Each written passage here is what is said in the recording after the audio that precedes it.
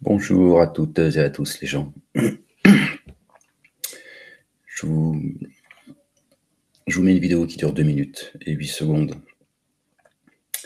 J'ai ensuite une question à vous poser à tous ceux qui se disent faire partie de la communauté dite musulmane. D'accord? Je vais vous mettre face à votre responsabilité. D'accord? Allez, c'est parti. Deuxièmement, tu valides ce qu'ils appellent l'abrogation. Vous savez, l'abrogation, c'est quoi? C'est une machine à broyer des versets coraniques, à effacer des versets coraniques, supprimer.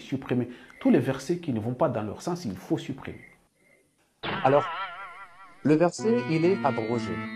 Ça veut dire qu'il n'a pas de valeur juridique. Que juridiquement, on ne peut pas justifier une action. Donc, tu ne peux pas dire que je valide l'abrogation sans pour autant tout de suite invalider Al-Qur'an al-Karim. Non, c'est impossible. Tu valides l'un, tu invalides l'autre. L'abrogation, qui a ordonné d'abroger des versets coraniques? Qui a ordonné de supprimer des versets coraniques? Est-ce que c'est Allah subhanahu wa ta'ala qui a ordonné aux gens de supprimer tout ce qui ne va pas dans votre sens? Non, ce n'est pas Allah subhanahu wa ta'ala. Et il n'a indiqué en aucun cas que dans son livre, il y a des versets qui ne servent pratiquement à rien, il faut les abroger, Est-ce que c'est son messager qui a indiqué aux gens que tel verset ou chercher des versets abrogés? Non, ce n'est pas son messager. Mais c'est juste des personnes qui ont pris l'initiative, qui ont compris que non, il y a des versets qui posent problème et il faut les abroger. Et à ce moment-là, ils se sont mis à abroger, ils se sont mis à effacer des versets, Et pire encore, ils disent que la sunna a l'autorité sur le Coran. Pourquoi? Parce que la sunna a la capacité d'abroger des versets coraniques. L'explication de Coran, c'est la sunna. On est au mois d'août, là. Il y a dans la sunna ce qu'il a abrogé, ce qui est dans le Coran. La sunna est ça. Pas revenir au mois de décembre. Ça, c'est cerise sur le gâteau. La sunna a cette capacité d'abroger des versets coraniques. Voilà. Tu valides ça, tu ne peux pas essayer de trouver un entre-deux. Non. Tu valides ça, tu invalides automatiquement Al-Qur'an al-Karim. Ok, vous avez entendu. Hein. D'accord, je suis entièrement d'accord avec ce qu'il dit. D'accord, c'est pas moi qui vais le contredire. Moi, je l'ai fait publiquement avant tout le monde. D'accord? Pour ceux qui me connaissent depuis toutes ces années. Ok? Je voudrais maintenant mettre tous les musulmans face à leurs responsabilités.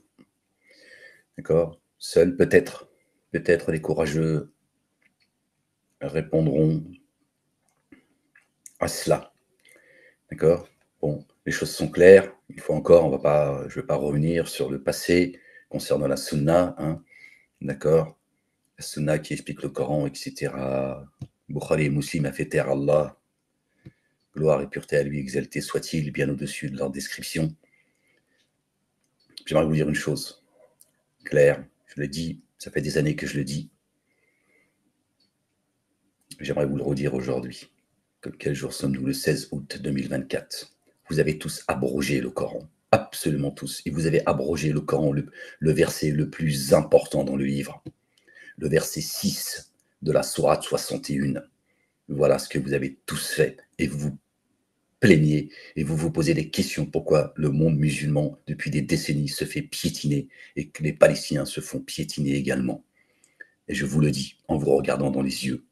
D'accord? Que Dieu leur vienne en aide. Que Dieu les mette sur sa voie. Et que Dieu fasse payer tous ceux qui participent de près ou de loin à ce massacre, à ce génocide, à cette barbarie. D'accord?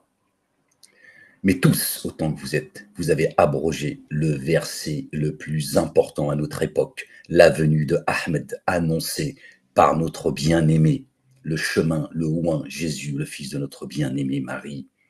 Que la paix soit sur eux. Voilà la vérité. Pourquoi est-ce que vous avez tous abrogé ce verset en refusant la présence de Ahmed, en refusant que notre bien-aimé Jésus, que la paix soit sur lui, a annoncé un messager qui se présentera après lui. Son nom est Ahmed. Pourquoi vous ne voulez pas répondre à cette question? Pourquoi m'a-t-on enfermé à cause de cela? Pourquoi vous faites les sourds, les muets et les aveugles? Pourquoi? Pourquoi vous vous taisez tous sur mon sort?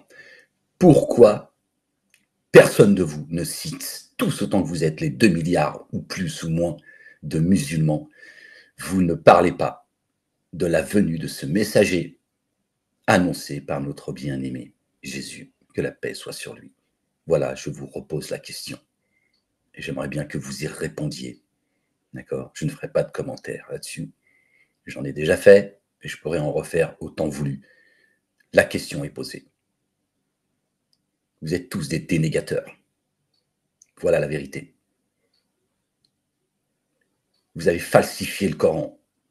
Je ne jette pas la pierre à la communauté dite musulmane. Ne croyez pas que j'en veux à la communauté musulmane. Vous vous trompez. Vous vous trompez, et de loin. Je vous mets face à votre responsabilité. Le temps y tourne. Je vous le dis. Je vous l'ai dit. Soyez intelligents, faites preuve d'intelligence et posez-vous au moins la question. Posez-vous au moins la question. Qui nous a dit que Ahmed annonçait par notre bien-aimé Jésus, que la paix soit sur lui et sur sa famille? C'est Mohammed. D'où vient cette explication? Et sortez-la moi, s'il vous plaît.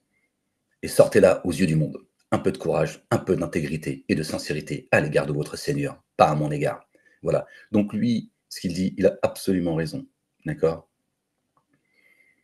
Mais vous en êtes où?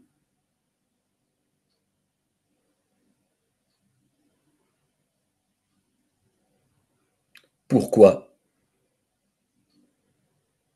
vous cachez ce verset? Verset 6 de la sourate 61. Voilà. Il ne suffit pas de regarder que du côté des mosquées, d'accord? Regardez-vous, d'accord? En face. J'aimerais bien que vous répondiez. Allez, soyez bénis.